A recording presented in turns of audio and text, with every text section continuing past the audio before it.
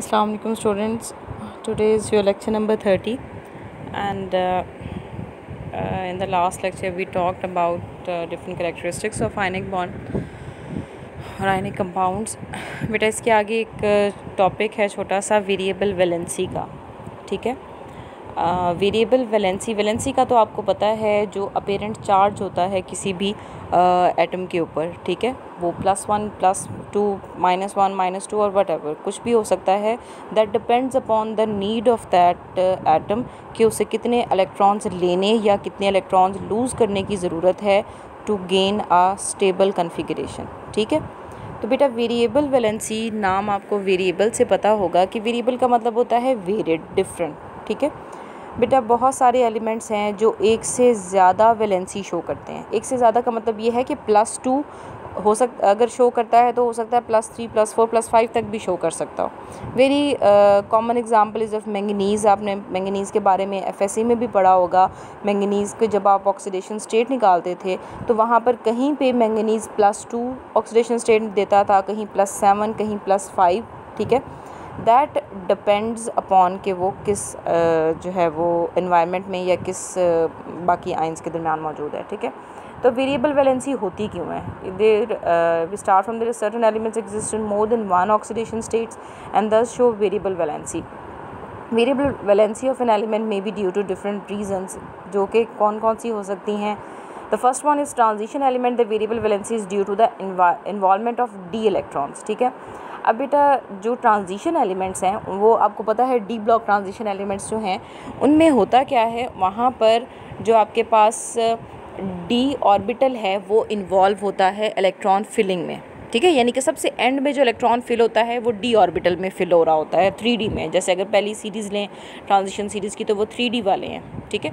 तो बेटा उसके अंदर क्या होता है कि डी ऑर्बिटल में हो सकता है कि इलेक्ट्रॉन जो है वो एक जो है वो फिल हो, या फिर एस या पी ऑर्बिटल में से एक्साइट होकर डी ऑर्बिटल में जो है वो एक के बजाय 2 या 3 इलेक्ट्रॉन्स भी हो सकते हैं, ठीक है। इसकी में एग्जांपल आपके पास जैसे आयरन की है। आयरन +2 ऑक्सीडेशन स्टेट भी शो करता है या वैलेंसी शो करता है और +3 भी करता है, ठीक है। फिर हैं वो वाले एलिमेंट्स जो कि पी ब्लॉक के ही एलिमेंट्स हैं, लेकिन उनमें जो है हम वेरिएबल वैलेंसी का फिनोमेना देखते हैं। अब उनमें ऐसा क्यों होता है? उनमें इनर्ट पेयर की वजह से होता है। इनर्ट पेयर क्या होता है बेटा? पी ब्लॉक के कुछ ऐसे एलिमेंट्स हैं जहाँ पर एंडिंग जो है आपके पास, यानी कि जो लास्ट इलेक्ट्रॉन जाएंगे वो पी ऑर्बिटल में जाएंगे, लेकिन पी ऑर्बिटल से पहले वहाँ पर एस ऑर्बिटल मौजूद होगा और एस ऑर्बिटल में जो 2 इलेक्ट्रॉन्स मौजूद होंगे, यानी कि एक इलेक्ट्रॉन का जो पेयर मौजूद होगा वो इनर्ट होगा, वो किसी बॉन्डिंग में पार्टिसिपेट नहीं करेगा, ठीक है। जैसे कि मैं आपको एग्जांपल देती हूँ टिन की, ठीक है। बेटा टिन SN2 पॉजिटिव भी ऑक्सीडेशन स्टेट शो कर सकता है और 4 पॉजिटिव भी शो कर सकता है। जहाँ पर ये 2 पॉजिटिव शो कर रहा है इसका मतलब सिर्फ़ और सिर्फ जो पी ब्लॉक के अंदर 2 इलेक्ट्रॉन मौजूद थे सिर्फ वो रिमूव हुए हैं। लेकिन जहाँ पर tin SN4 positive oxidation state show कर रहा है वहाँ का उसका क्या मतलब हुआ कि टिन पी ब्लॉक के 2 इलेक्ट्रॉन्स तो लूज़ कर ही चुका है, लेकिन साथ साथ एस ब्लॉक के 2 इलेक्ट्रॉन्स भी जो है वो यहाँ पर लूज़ कर चुका है, ठीक है। सो ये इस वजह से भी आपके पास वेरिएबल वैलेंसी शो हो सकती है, ठीक है। इसके अलावा वो पी ब्लॉक के एलिमेंट्स हैं जहाँ पर डी ऑर्बिटल की इन्वॉल्वमेंट हो सकती है, ठीक है। एम्प्टी डी ऑर्बिटल होता है उनके पास, लेकिन वो अपने पी ऑर्बिटल के जो इलेक्ट्रॉन्स हैं वो एक्साइट करके डी ऑर्बिटल में जा सकते हैं, ठीक है। This can show variable valency by utilizing these d orbitals in addition to valency shells s and p orbital, ठीक है। फॉर एग्जांपल जैसे कि फास्फोरस की एग्जांपल में, अब बेटा फास्फोरस की एग्जांपल में देखें, ये फास्फोरस की क्या है इलेक्ट्रॉनिक या कन्फिग्रेशन है, ठीक है। 1s2 2s2 2p6 3s2 3p यहाँ पे 3 है, ठीक है, 3p3 है। अब बेटा अगर तो 3p3 है इसकी ऑक्सीडेशन स्टेट, तो आपके पास यानी कि 3s में अगर 2 इलेक्ट्रॉन और 3p में 3 इलेक्ट्रॉन रहें तो सबसे पहले फास्फोरस की ये कोशिश होगी कि ये जो 3 इलेक्ट्रॉन हैं p वाले ये रिमूव कर दें। जब ये रिमूव करेगा तो फास्फोरस के ऊपर क्या चार्ज होगा? +3। ऐसी स्टेट में फास्फोरस ट्राई हैलाइड्स बनाता है। आपने पढ़ा होगा ट्राई हैलाइड भी होते हैं फास्फोरस के, पेंटा हैलाइड भी होते हैं। इसका मतलब फास्फोरस +3 भी शो कर सकती है ऑक्सीडेशन स्टेट और +5 भी कर सकती है। तो यहाँ पे जब 3p3 के ही सिर्फ 3 इलेक्ट्रॉन जो है वो रिमूव होंगे तो फिर ऑक्सीडेशन जो है वो ऑक्सीडेशन स्टेट फास्फोरस की +3 होगी and it will make PCl3। लेकिन ये भी केस हो सकता है कि ये जो 3d एम्प्टी ऑर्बिटल है 3s में से एक इलेक्ट्रॉन 3d में क्या हो जाए, ट्रांसफ़र हो जाए या एक्साइट हो जाए जिसे हम कहते हैं, ठीक है। इस एक्साइटेशन के रिज़ल्ट में हमारे पास क्या हो जाएगा, s के अंदर एक इलेक्ट्रॉन रह जाएगा, p के जो ऑर्बिटल्स हैं उनमें एक एक इलेक्ट्रॉन इस तरह से, ठीक है। और उसके बाद जो d ऑर्बिटल है उसमें भी एक इलेक्ट्रॉन होगा। टोटल ये 5 अनपेयर्ड इलेक्ट्रॉन हो गए, जिसकी वजह से ऑक्सीडेशन स्टेट फास्फोरस की यहाँ +5 हो जाएगी, ठीक है। तो ये आपके पास जो है वो इस स्टेट में फास्फोरस पेंटा हैलाइड बनाएगा, ट्राई हैलाइड नहीं बनाएगा, जैसे कि PCl5, ठीक है। इन्वॉल्वमेंट होगी ना d ऑर्बिटल की। So this was about the variable valency. आपको कंसेप्ट होना चाहिए इसका, ठीक है। कभी कभी शॉर्ट में मतलब 2 मार्क्स में भी पूछ लेते हैं, ठीक है, what is variable valency. Next आपके पास बेटा आयनिक बॉन्ड्स हमारे पास हमने पढ़ लिए, ठीक है। उसके अलावा कौन से बॉन्ड्स हैं जी, कोवलेंट बॉन्ड्स हैं, ठीक है। Covalent bonds are very easy, ठीक है। किस तरह से बनते हैं बेटा, 2 एटम्स के दरमियान में जब इलेक्ट्रॉन्स म्यूचुअली शेयर होते हैं तो उसके रिजल्ट में बनने वाला बॉन्ड कोवलेंट बॉन्ड होता है, ठीक है। A chemical bond form by the mutual sharing of electron between 2 atoms, this is called covalent bond. और इनमें से जो दोनों एटम्स हैं वो इक्वली कंट्रीब्यूट करते हैं इस बॉन्ड को बनाने के लिए, एक एक इलेक्ट्रॉन अपना शेयर करके, ठीक है। तो this pairing of electron according to list should lead to a noble gas configuration. और जाहिर है वो अपने आप को स्टेबल करने के लिए ऐसा करते हैं। जैसे कार्बन की एग्जांपल ले लें, कार्बन बेशुमार कोवलेंट कंपाउंड्स ही बनाता है, ठीक है, कोवलेंट बॉन्ड्स ही बनाता है। तो कार्बन के पास आउटर मोस्ट शेल में 4 इलेक्ट्रॉन होते हैं, इसीलिए कार्बन मोस्टली 4 बॉन्ड और बनाता है ताकि आउटर मोस्ट शेल में 8 इलेक्ट्रॉन हो सकें, और 8 हो जाएंगे तो फिर स्टेबल हो जाएगी कन्फिगरेशन। अच्छा, उसके बाद the mutually shared pair of electron is considered to be possessed by both the atoms in common, ठीक है। ये दोनों का ही प्रॉपर्टी, आप समझ लें दोनों की प्रॉपर्टी है, एक ही नहीं है बल्कि उन दोनों की ये प्रॉपर्टी होगा, ये जो शेयर्ड पेयर ऑफ इलेक्ट्रॉन है। So which would contribute to the electronic configuration of each atom in the molecule. इसके अलावा sharing of electron by 2 atoms in a covalent bond is energetically favourable. ये बहुत favourable है, bond formation आसानी से बन जाता है। उसकी रीज़न ये है कि म्यूचुअल शेयरिंग है, ठीक है। कंप्लीट ट्रांसफ़र नहीं है इलेक्ट्रॉन का, बल्कि दोनों अपना एक एक इलेक्ट्रॉन क्या कर रहे हैं, शेयर कर रहे हैं, ठीक है। तो इस बॉन्ड के बनने से जो एनर्जी लिबरेट होती है, so energy is liberated when 2 isolated atoms form a covalent bond since the shared electrons tend to lie between the 2 bonded nuclei, so the shared electrons are attracted by both nucleus. जाहिर है दोनों atoms के nucleus क्या करेंगे, उस shared pair of electron को attract करेंगे। At the same time, the nuclei of 2 atoms also repel each other due to as do the 2 electrons, ठीक है।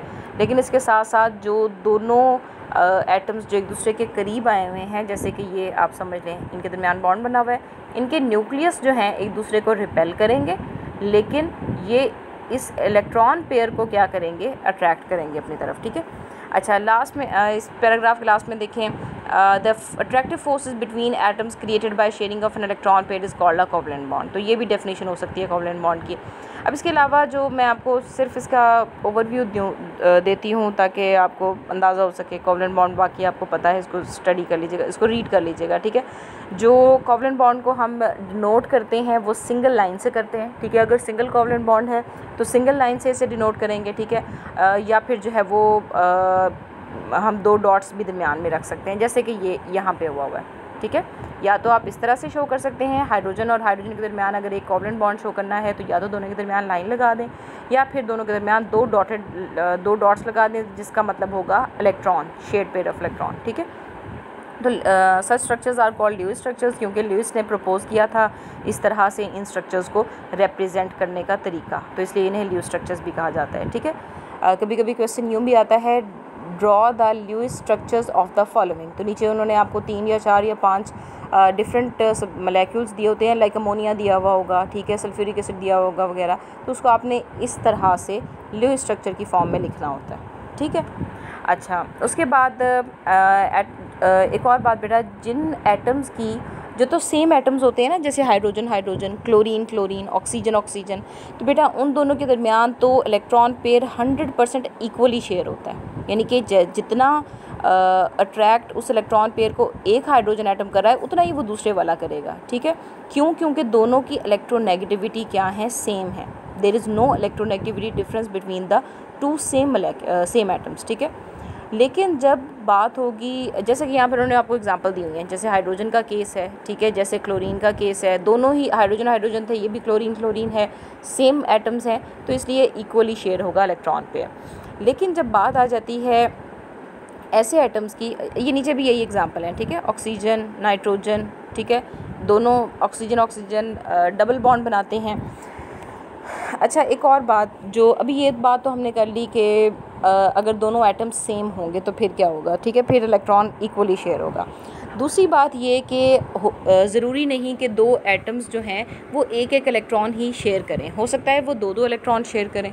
जब वो दो दो इलेक्ट्रॉन शेयर करेंगे तो फिर आपके पास डबल बॉन्ड बनेगा, जैसे कि ऑक्सीजन के केस में बना हुआ है, ऑक्सीजन डबल बॉन्ड ऑक्सीजन। ठीक है, इन्होंने यही बताया हुआ है, two atoms form a single covalent bond when they share one pair of electron, a double covalent bond when they share two electron pairs and a triple covalent bond when they share 3 electron pairs. ठीक है, और बिल्कुल इसी तरह से जैसे nitrogen 3 electron share कर सकता है, तो नाइट्रोजन ट्रिपल बॉन्ड नाइट्रोजन की फॉर्म में ये 3 ट्रिपल बॉन्ड यानी कि 3 बॉन्ड बनाते हैं, कोवलेंट बॉन्ड आपस में। ठीक हो गया। अच्छा, अब दूसरी तरफ वो केस है जहाँ पर आपके पास सेम एटम ना हो, यानी कि कोवलेंट बॉन्ड जो है वो डिफरेंट एटम्स बना रहे हों, जैसे कि यहाँ पर वाटर का केस है। ठीक है, वाटर के केस में दो हाइड्रोजन और एक ऑक्सीजन मिलके ये बॉन्ड बना रहे हैं, 2 बॉन्ड्स बना रहे हैं। ठीक है, तो बेटा इसके केस में आपके पास जो है वो इस तरह से होगा कि ऑक्सीजन हाइड्रोजन और इसके इस तरफ भी ये हाइड्रोजन, ठीक है, ये इस तरह से बॉन्ड बनाएगा।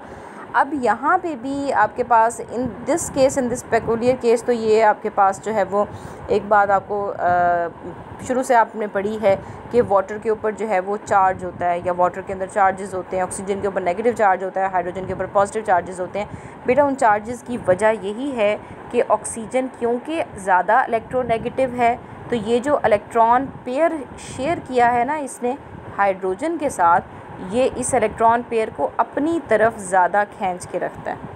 ठीक है, जो चीज़ जितनी ज़्यादा इलेक्ट्रोनेगेटिव होती है उतनी ज़्यादा वो इलेक्ट्रॉन को अपनी तरफ जो है वो अट्रैक्ट करके रखती है। That is why oxygen is partial negative here and hydrogen is partial, both hydrogen are partial positive.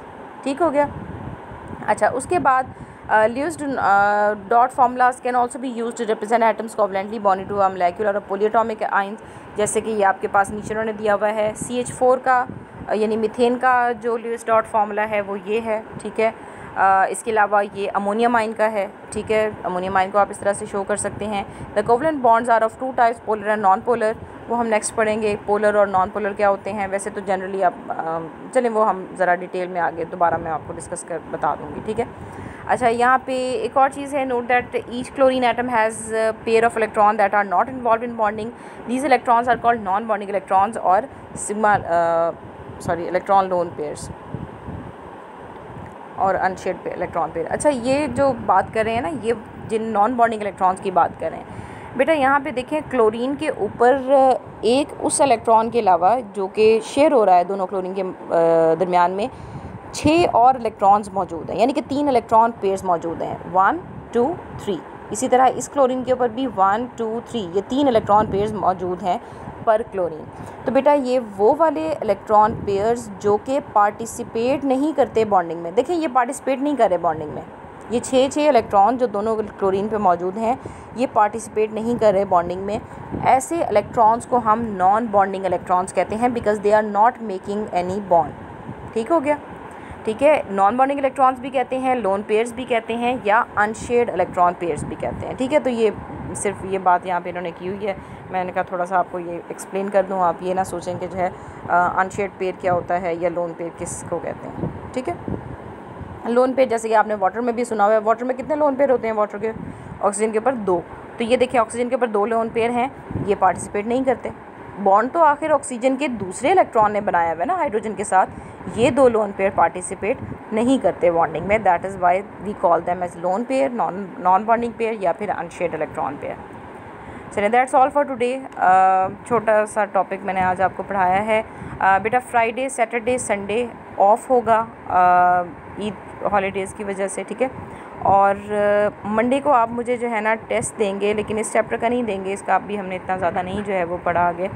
आप मुझे फ़िज़िकल का जो है वो टेस्ट देंगे, ठीक है। फ़िज़िकल केमिस्ट्री का चैप्टर का ये अब आप मुझे डिसाइड करके बता दें, आज ही बता दें, ठीक है, कि आप किस चैप्टर का टेस्ट देना चाह रहे हैं। और अगर फुल देना चाह रहे हैं, छोटा चैप्टर है तो फुल दे दें, ठीक है। और अगर कोई बड़ा चैप्टर करना चाह रहे हैं तो उसे डिवाइड कर लें 2 पार्ट्स में, ठीक है। तो ये मुझे आज आपने बता देना है ये लेक्चर सुनने के बाद। ओके, अल्लाह हाफ़िज़।